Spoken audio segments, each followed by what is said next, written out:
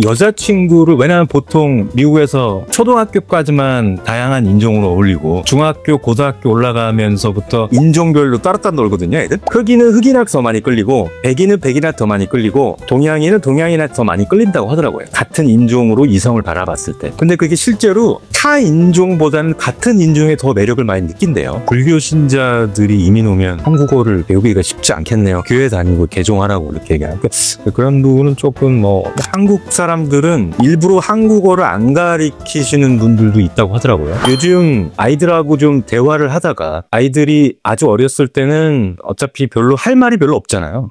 뭐 먹을래? 뭐 하고 싶어? 뭐 줄까 말까? 뭐 이런 얘기들이기 때문에 이게 뭐 대화라는 개념은 거의 없잖아요. 그렇죠? 애들이 어렸을 때는. 근데 애들이 이제 조금씩 크고 큰아들이 이제 여기에서는 지금 고등학교 1학년, 한국 기준으로는 중학교 3학년인데 9학년인데 뭔가 이제 아빠로서 아들하고 대화하고 싶고 얘기하고 싶고 막 물어보고 싶고 한데 저도 가끔씩 깜빡 잊고 있을 때가 있을 정도로 아 맞다, 얘는 나랑 다르지. 나는 한국에서 태어나서 한국에서 자라서 한국식 교육을 대학교까지 받았는데 내 아들은 좀 다르지, 이런 생각이 문득 들거든요. 그걸 깜빡하고 막 얘기할 때도 있고 고민이 요즘 많이 됩니다. 해외 이민을 먼저 하신 분들, 그 선배님들은 애들 한국어 능력은 어떻게 킵하셨을까? 그러니까 이대로 그냥 두면 어설픈 한국어로 아빠와 소통이 전혀 안 될 것 같고, 그런 한국어 언어가 사라지면 왠지 아빠하고 아빠의 가족 연이 이렇게 끊어지는 듯한 느낌? 아이들의 그 언어 능력과 언어 사용에 대한 좀 고민이 됩니다. 다국어를 구사한다는 거는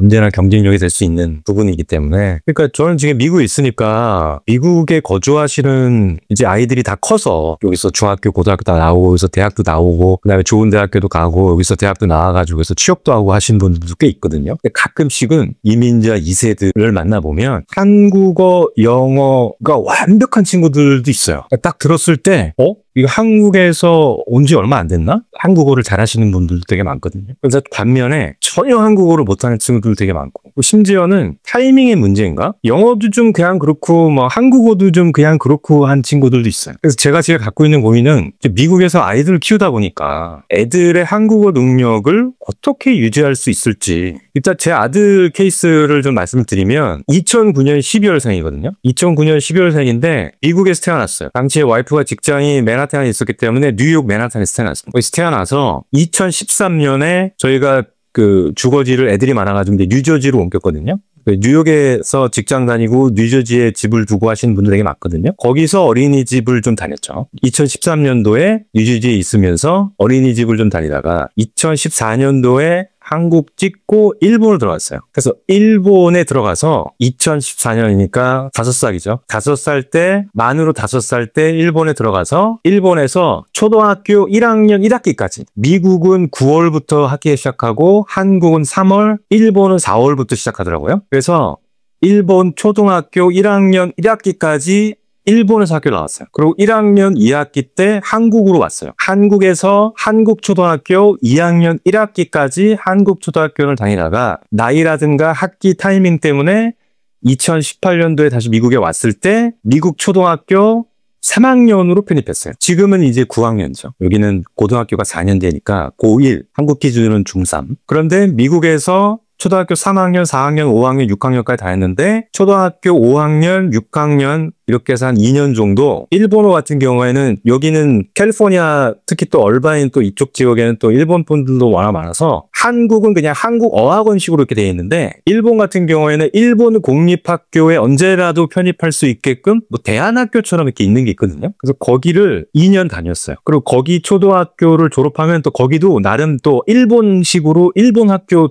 초등학교 졸업한 것처럼 졸업장도 주고 그러거든요. 그렇게 해서 거기를 다니면서 미국 초등학교를 졸업하고 중학교 2년 졸업하고 지금 이제 고1, 그죠? 공립학교는 앞으로 3년이 더 남은 거죠. 근데 그렇게 돼 있는데 집에서는 당연히 이제 주로 아빠하고는 한국어로 하고 엄마는 일본 사람이긴 하지만 한국어하고 영어를 굉장히 플루언트하게 하기 때문에 엄마하고는 또 한국어하고 영어하고 일본어하고 조금씩 섞어 쓰고, 그러니까 조금 글쎄요, 뭐 미국에는 워낙 이렇게 다국어로 생활하는 집들이 많아서 뭐 그렇게 특이하다고 볼 수는 없겠지만, 참고로 이제 저 같은 경우에는 저는 그냥 뭐 오리지널 100% 한국 사람이고 한국어가 모국어고 영어는 일할 때 쓰는 필요한 만큼 듣고 말하고 읽고 쓰는 정도. 엄마 같은 경우에는 이제 국적 일본이고요. 일본에 도쿄 출생해서 1살 때 미국으로 가서 미국에서 초등학교를 졸업하고 한국에서 중학교, 고등학교를 나왔어요. 대학까지 한국에서 나왔어요. 와이프 같은 경우에는. 13년인가? 한 12년, 3년 정도 한국 생활했기 때문에 와이프의 한국어는 일본식 발음의 한국어가 아니라 그냥 거의 외국 사람이라고 생각들지 않을 정도로 한국어 굉장히 플루언트하죠.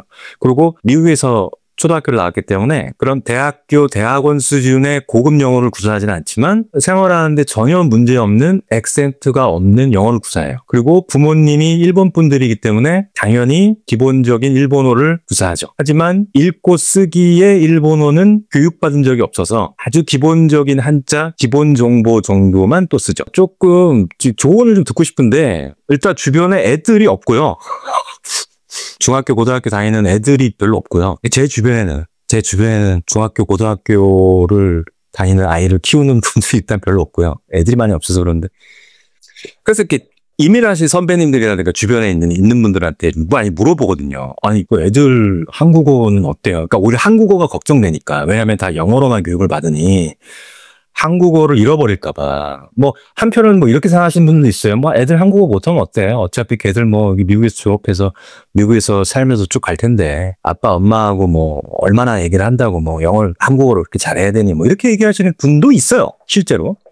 근데, 뭐, 저는 그렇게 생각하진 않지만, 다른 집들 어떻게 하시는지 좀 많이 물어보기도 하고 그러거든요. 일단은 이렇게 얘기하시는 분들도 있어요. 그거 애들 다 크면 다 알아서 해. 자기가 하고 싶으면 다 알아서 배워. 이렇게 얘기하시는 분들도 있고, 여자친구를, 왜냐하면 보통 미국에서 초등학교까지만 다양한 인종으로 어울리고, 중학교, 고등학교 올라가면서부터 인종별로 따로따로 놀거든요, 애들. 그 애들 이렇게 지켜보고 노는 걸 이렇게 보면, 초등학교 때는 백인, 흑인, 동양인 뭐 다 할 거 없이 다 섞여서 어울리는데, 이게 중학교, 고등학교만 올라가도 다 인종별로 다녀요, 애들이. 대학교 때는 또 어떨지 모르겠지만. 그래서 이렇게 얘기하시는 분들도 있더라고요. 애들 커서 보통 연애를 같은 인종을 많이 하거든요. 근데 그게 실제로 타 인종보다는 같은 인종에 더 매력을 많이 느낀대요. 그건 뭐 과학적인 제가 팩트를 뭐 찾아본 건 아니지만 그런 얘기들을 되게 많이 들었어요. 들어보신 적 있죠, 그죠? 그러니까 흑인은 흑인한테 더 많이 끌리고, 백인은 백인한테 더 많이 끌리고, 동양인은 동양인한테 더 많이 끌린다고 하더라고요. 같은 인종으로 이성을 바라봤을 때 그렇게 된다고 하더라고요. 그래서 보통 여기 한인 2세들이 한국어를 잘 못하더라도 뭐 대학교 때 한국에서 유학 온 여자를 만난다든가 이럴 때 자기의 여자친구나 남자친구가 사용하는 언어를 아주 급격한 속도로 빨리 배우니까 너무 걱정하지 마라. 뭐 이렇게 얘기하시는 분들도 있거든요. 이민 2세인데 그러니까 우리가 1.5세라고 하잖아요. 초등학교, 중학교 때쯤 부모님 따라서 같이 이민 온 친구들. 그래서 초등학교나 중학교. 근데 실제로 초등학교나 중학교 수준의 한국어를 하고 그다음에 영어는 플루언트하게 하고 이런 친구들도 꽤 있거든요. 그런 걸 우리가 보통 뭐 1.5세 하는데 잘 모르겠어요. 그게 1.5세, 1세, 2세 구분하는 게 그렇게 큰 이유가 있는지 잘 모르겠지만 그 친구들이 이렇게 해주는 얘기들 들어보면 집에서 뭘 쓰냐가 그렇게 중요하대요. 그러니까 그 부모님이 집에서는 한국어만 쓰게끔 그렇게 야단을 치셨다고 하더라고요. 본인은 자기 형제들하고 초등학교 때 미국에 왔지만 집에서 영어를 쓰는 거에 대해서 굉장히 혼이 많이 났다 그러더라고요. 집에서 영어 쓰지 마라. 집에서 영어 쓰지 말고 한국어로 해라. 그래서 집에서 뭘 쓰냐. 집에서 쓰는 언어가 중요하기 때문에 학교에서 밖에서 친구들하고 영어를 하더라도 집에서는 무조건 한국어로만 하게 해라. 글쎄요, 좀 말이 되는 것 같기도 한데, 근데 한편으로는 그러면 애들이 집에서 말을 안 해요. 그런 것도 좀 있는 것 같아요. 또 다른 집들은 제가 여기 들었던 거 이런 얘기를 하시더라고요. 그분은 그 코리아타운에서 만난 분이 한 분 계시는데 그분은 이런 얘기를 하시더라고요. 그분도 이제 이민 오신 지 30년이 넘으셨다고 하더라고요. 그런데 집에 누구 손님이 이렇게 놀러 오면 자기 애들은 한국에서 온 지 얼마 안 됐냐고 물어본대요. 왜 그러냐 그랬더니 한국어가 거의 원어민 수준으로 완벽하기 때문에. 근데 한국에 애들을 데리고 와서 키워본 적 없으신 분이야. 집에서만 키웠고 미국에서만 키웠는데도 불구하고 한국어가 너무 유창한 거예요. 하도 유창하니까 다들 그 집에 놀러 온 손님들, 애들하고 대화해본 손님들은 다 그렇게 한국에서 온 지 얼마 안 됐냐고 이렇게 물어보더라는 거죠. 그래서 저도 그 얘기를 듣고 그분한테 어떻게 하셨어요? 라고 물어보니까 성경을 쓰게 했대요. 성경을. 하여튼 성경이 태초라는 단어로 시작해서 마지막에 아멘으로 끝나나 그렇잖아요. 그렇죠? 그 성경을 직접 쓰게 했대요. 다. 성경을 쓰게 하고 읽기 시키고 뭐 이런 걸 했다고 하더라고요. 그래서 아무래도 그 한인 교회 베이스로 해가지고 아마 아이들을 키우셨다고 하는데 그것도 굉장히 뭐 그럴 수도 있겠다라는 생각이 들어요. 근데 한편으로는 이제 제 주변에는 이제 불교 신자들이 더 많거든요. 그래서 제가 그분한테 물어보면 그러면 불교 신자들이 이민 오면 한국어를 배우기가 쉽지 않겠네요. 보니까 그 교회 다니고 개종하라고 이렇게 얘기하는 그런 부분은 조금 웃자고 한 얘기지만 그런 방법도 있을 수도 있겠구나 라는 생각도 좀 들기도 했어요. 그런 얘기도 하시더라고요. 이상하게 그 남미 친구들 멕시칸이나 남미에서 이렇게 미국으로 이민 온 친구들은 스페인어 다 잘하거든요. 못하는 친구들이 거의 없거나 있어도 이상할 정도로 남미에서 이렇게 이민 온 친구들은 실질적으로 미국에서도 스페인어가 공용어이기도 하고 그래서 그런지 여기에서는 스페인어 하는 친구들은 흔히 볼 수 있잖아요. 그렇죠? 그리고 스페인어하고 영어를 둘 다 완벽하게 구사하는 게 되게 자연스럽고 남미 친구들은 미국으로 이민 와도 스페인어 되게 잘하고 그리고 집에서도 스페인어 쓰고 심지어 중국 친구들도 영어도 잘하지만 그 친구들은 또 그 친구들끼리 중국어도 되게 잘하더라고요. 근데 그분이 어떤 말씀하셨냐면 유난히 한국 2세들이 그 모국어 능력이 다른 국가 출신에 비해서 좀 약하지 않냐고 좀 약하다라는 말씀을 많이 하시더라고요. 그 남미 애들은 스페인어 잘하지 중국 애들은 중국어도 잘하지 근데 한국 사람들은 일부러 한국어를 안 가리키시는 분들도 있다고 하더라고요. 완벽한 그 미국 영어의 원어민 발음을 배워야 된다 해서 한국 사투리나 이런 것도 있으면 안 된다 그래서 아예 한국어로 못 쓰게 하는 부모님들도 있다고 하더라고요. 그건 전 처음 들었었는데 하여튼 저는 좀 걱정입니다. 애들이 처음에는 이런 걱정도 했어요. 충분히 환경적으로 저희 애들 같은 경우에는 한국어, 일본어, 영어에 다 노출이 되지만 그래서 참 그런 언어들을 다 할 수 있으면 참 좋겠다는 생각을 하는데 한편으로는 저는 어떤 걱정을 좀 많이 했냐면 셋 다 못할까 봐. 한국어도 어설퍼, 일본어도 어설퍼, 영어도 어설프고 이게 언어를 한다는 게 말하기, 듣기, 읽기, 쓰기가 다 돼야 되는 건데 사실은 저는 셋 다 못할까 봐. 물론 이제 우리가 외국 나가서 기본적인 생존 외국어 능력이야 일주일 전에 급하게 외워가지고서 버텨낼 수 있는 것도 있겠지만 기본적으로 언어를 할 수 있을 정도 누군가와 인간관계를 맺고 생활할 수 있을 정도의 언어 능력을 갖추는 게 중요할 텐데 전 참 걱정이에요. 세 개 다 못할까 봐. 지금 이제 아이들하고 대화를 해보면 일본어도 그렇고 한국어도 그렇고 영어를 제외한 한국어, 일본어는 잘하는 건 아니지 당연히. 애기들이 구사하는 말 같아요. 좀 느낌이. 주변에서 또 이런 또 가능한 방법으로 방학마다 애를 보내라. 실제로 그렇게 하시는 분들도 있어요. 그러니까 미국이나 캐나다나 호주에 계신 분들 중에서 학기에 시차가 생기잖아요. 여기는 9월에 시작하는데 일본이나 한국 같은 경우에는 3월이나 4월에 학기가 시작하니까 그 시차를 이용해서 방학 때마다 애들을 한국 학교나 일본 학교를 보내라 이렇게 얘기하시는 분들도 있거든요. 좋은 방법이고 그다음에 어차피 공립학교이기 때문에 비행기표만 우리가 감당할 수 있으면 할머니 할아버지 집에서 생활하면서 딱 들으면 되게 괜찮은 방법일 수도 있다는 생각이 드는데 그게 또 한편으로 생각해보면 보호자 한 명이 또 따라가야 되고 방학 때마다 가야 된다는 것도 상당히 부담스러울 수 있어요. 시간과 돈에서. 또 하나는 애들이 별로 그렇게 즐거워하지 않을 듯해요. 왜냐하면 학기 끝나서 방학이다. 그러니까 자기 미국 친구들하고 어떻게 놀러 가고 싶다. 방학 때 뭘 하고 싶다. 이렇게 얘기를 하는데 학기 끝나면 또 어디 가서 학교를 다녀야 돼. 물론 그걸 또 친구 만난다라는 생각에 또 즐길 수 있는 친구들도 있겠지만 애들이 거기에서 질려버릴까 봐. 그래서 거기서 질려버리면 한국이 싫어. 일본이 싫어. 이렇게 돼버릴까 봐 또 그런 걱정도 좀 들거든요. 그게 정말 최선의 방법일까라는 생각도 좀 들긴 해요. 근데 실제로 그렇게 하시는 분들 되게 많고 많이들 그렇게 또 하시는 걸 많이 봤어요. 그리고 주변에도 지금 우리 애들의 친구들도 일본 친구들, 한국 친구들이 당연히 많거든요.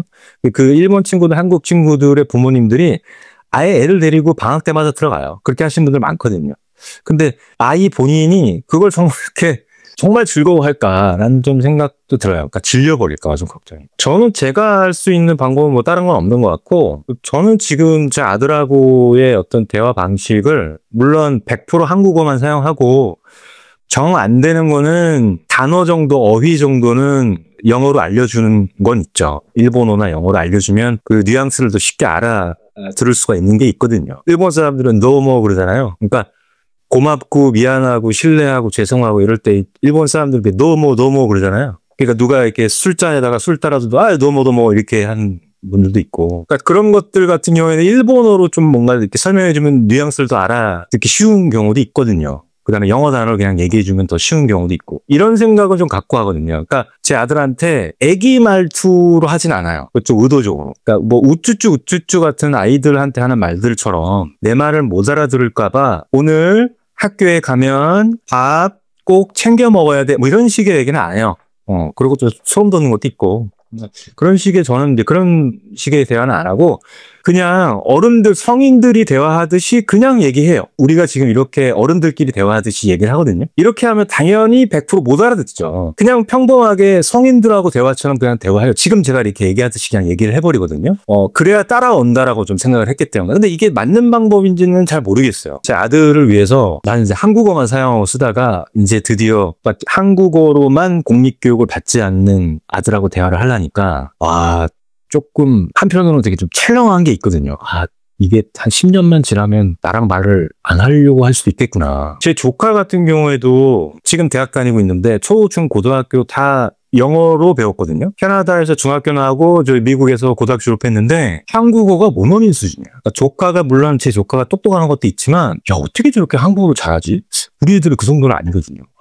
그래서 제가 한번 물어봤어요. 조카한테 너 한국어 잘한다. 발음도 너무 좋고 뉘앙스나 단어 구사도 너무 좋고 한국어를 따로 배웠나? 아니면 무슨 공부를 했나? 한국 친구가 따로 있나? 물어봤거든요.